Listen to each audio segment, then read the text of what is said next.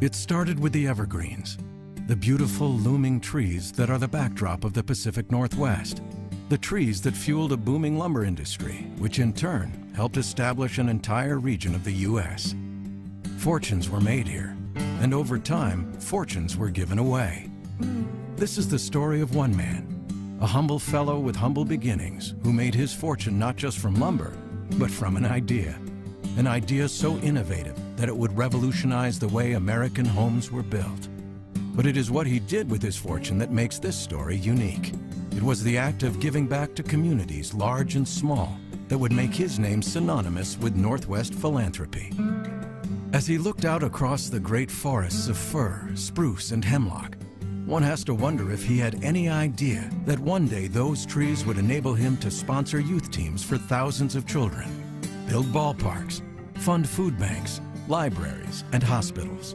One has to wonder if Ben B. Cheney had any idea that someday his legacy would last as long, loom as large as those big, beautiful trees.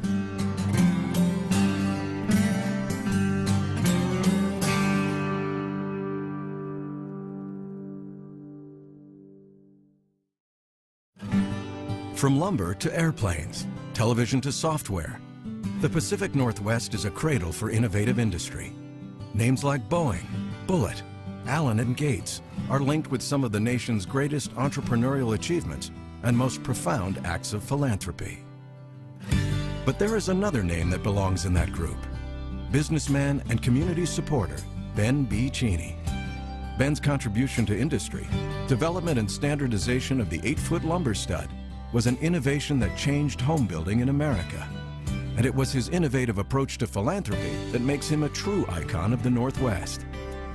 In 1975, the year the Ben B. Cheney Foundation was funded, foundations were a new concept in the Pacific Northwest and in philanthropy. A practical evolution from single check-based giving, philanthropic foundations ensured long-term giving and long-term solutions. And the Cheney Foundation was on the leading edge of that, because they started at the very beginning of the 70s when there were few foundations here. And the Gates Foundation hadn't even been thought of yet. And so the Cheney Foundation, I think, has been a role model for many other organizations in our community over these years, and been a kind of real bellwether for what is now developed as this very rich and diverse philanthropic culture here in the Puget Sound.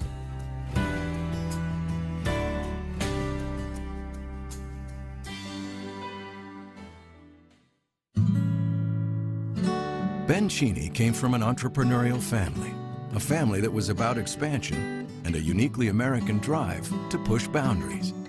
In 1911, in what was their final westward move, his grandparents arrived in South Bend, Washington. Originally from Pennsylvania, they had married in Iowa, farmed in Nebraska, and opened their first photography studio in Lima, Montana, before moving to Washington. Lima, Montana, in 1905, was a small town with an unspectacular past. It was in Lima that Ben was born, and it was in Lima that he would suffer some of the most significant difficulties of his life. At the age of 9, Ben lost his mother. Soon after that numbing hardship, his father turned the care of Ben and his sister Lula over to their grandparents.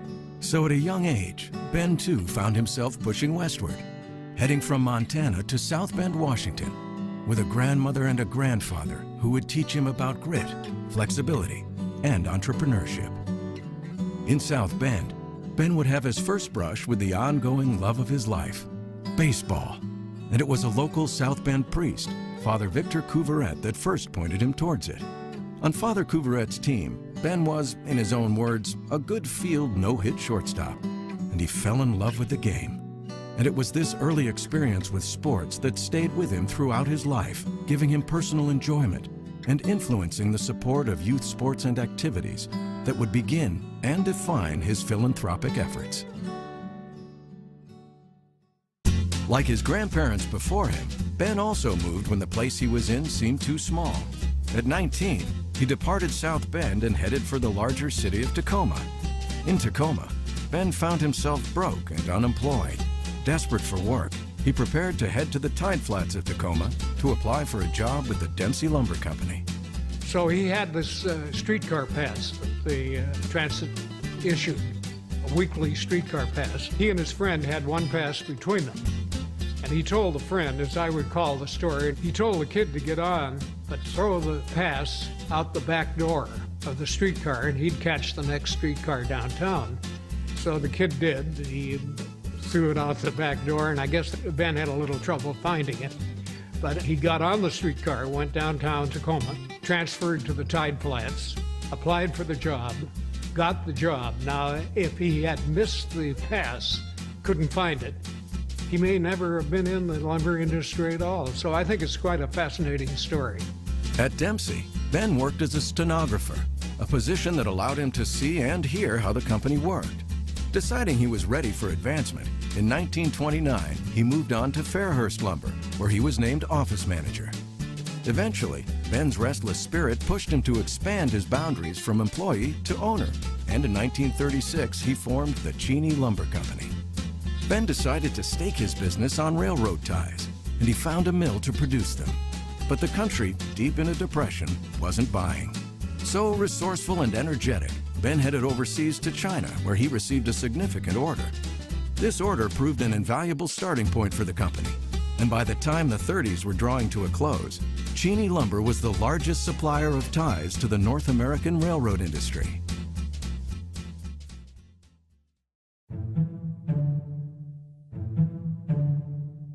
Ben's business was not without difficulties.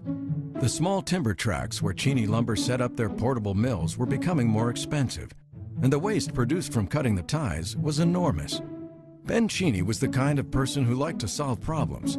Still, he couldn't figure out what to do with the slab waste from his railroad ties, and his frustration was mounting.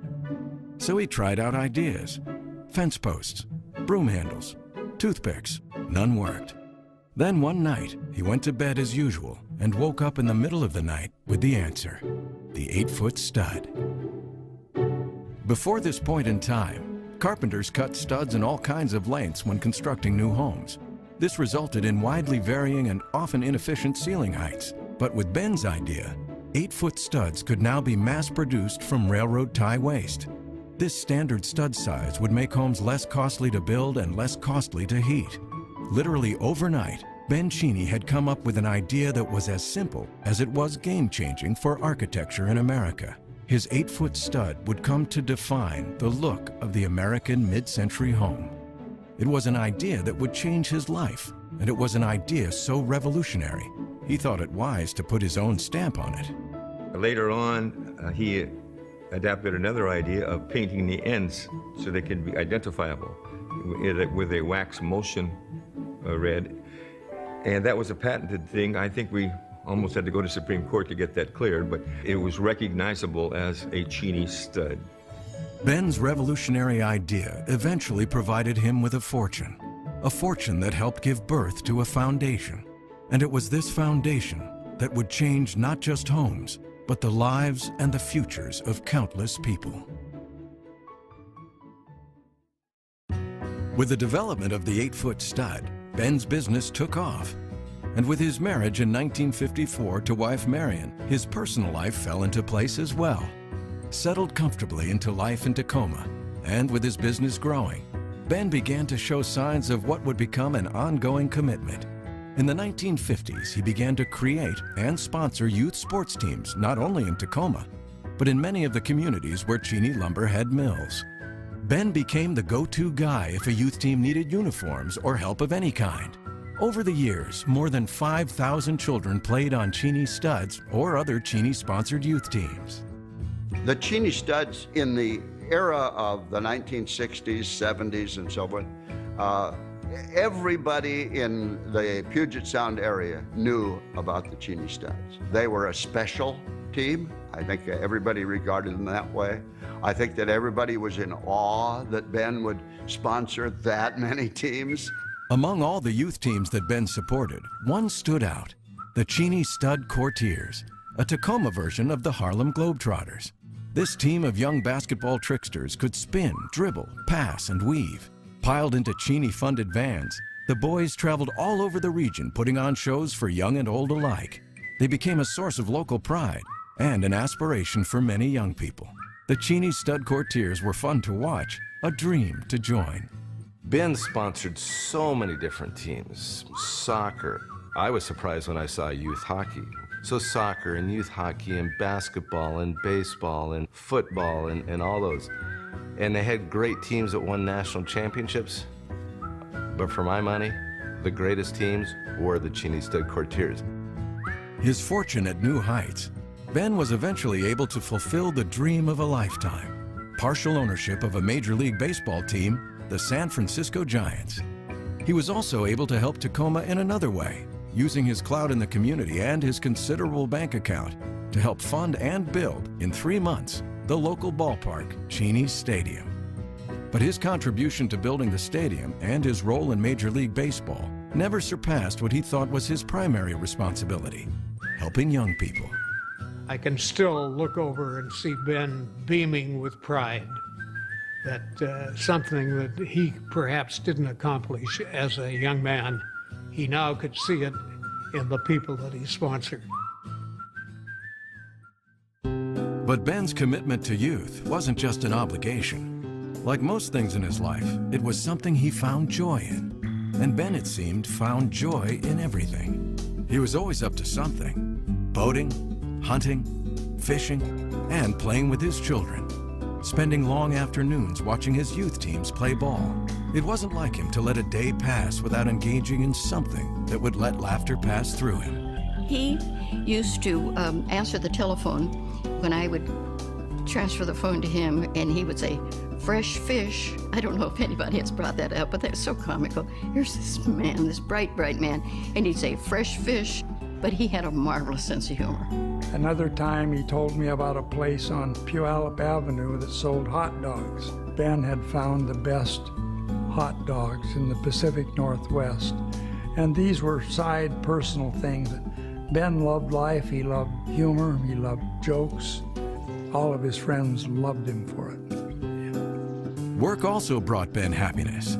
Cheney lumber consisted of mills throughout 3 states, producing millions of 8-foot studs, a considerable business to oversee.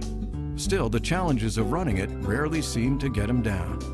Oh, I think he liked coming to work because it was his invention. He was a smart inventor.